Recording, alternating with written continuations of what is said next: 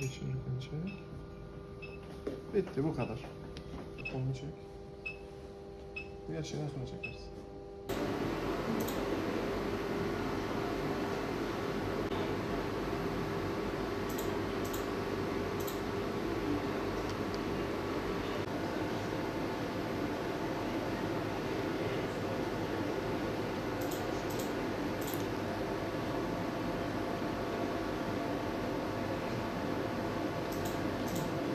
Aslında çok uzun zamandır kullanılan bir yöntem.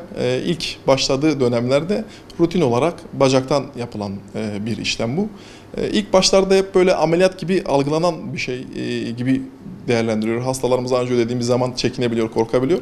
Ama bunun artık ameliyat olmadığı, aslında bir görüntüleme yöntemi olduğu, ihtiyaç halinde ise kapalı damarı varsa işleme devam edilerek açılma işlemidir. Bunun iki türlü yöntemi var şu ana kadar. Gelişen teknolojiyle beraber tabii hastanın konforuna, rahatlığına uygun olabilecek yöntemler geliştirilmekte. İlk başlarda rutin olarak bacaktan yapılan anjiyo, şimdi biyomühendisliğin ilgi alanına, sağlık alanına beraber gelişimiyle beraber el bileğinden yapılmakta artık. İşlemimiz kısaca şöyle özetleyebiliriz. El bileğinden ufak bir uyuşturarak küçük bir kesi atılıp oradan kalp damarlarına ilerletme işlemi, kalp damarlarını görüntüleme işlemleri. Sonrasında görüntülendikten sonra eğer olası bir tıkanıklık, darlıkta işlemin devamıyla beraber açma işlemidir rutin olarak anjiyoplasti. El bileğinden anjiyonun ne gibi faydası, zararı, bacağa göre üstünlüğü veya avantajı, dezavantajı vardır? Bacaktan yapılan anjiyo sonrası hastalarımız rutin olarak 4-6 saat en az uzanarak hareket etmeden yatması gerekmekte ve herhangi bir tuvalet ihtiyacı veya ayağa kalkma ihtiyacı hissettiği durumlarda tabii zorlukla karşılaşabiliyorduk. El bileğinden anjiyo ile beraber bu zorluğun üstesinden gelmiş oluyoruz.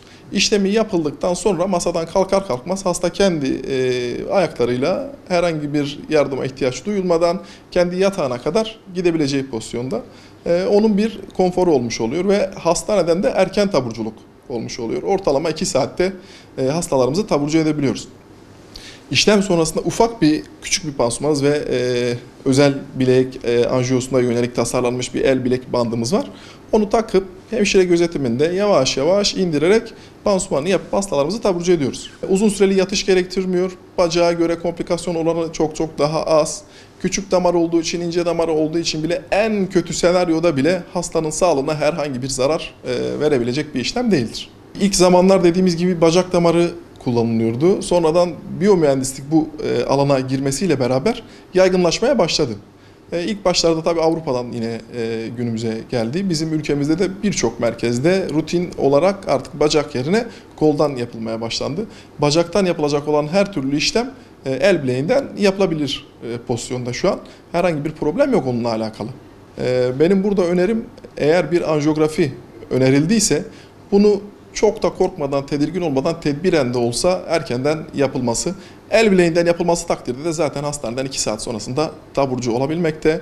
İlk 2 gün kolunu aktif olarak kullanmaması, 3. günden sonra ise her türlü işlemini ne iş yapıyorsa tekrar kullanımına, normal günlük yaşamına dönmesini taahhüt ediyoruz.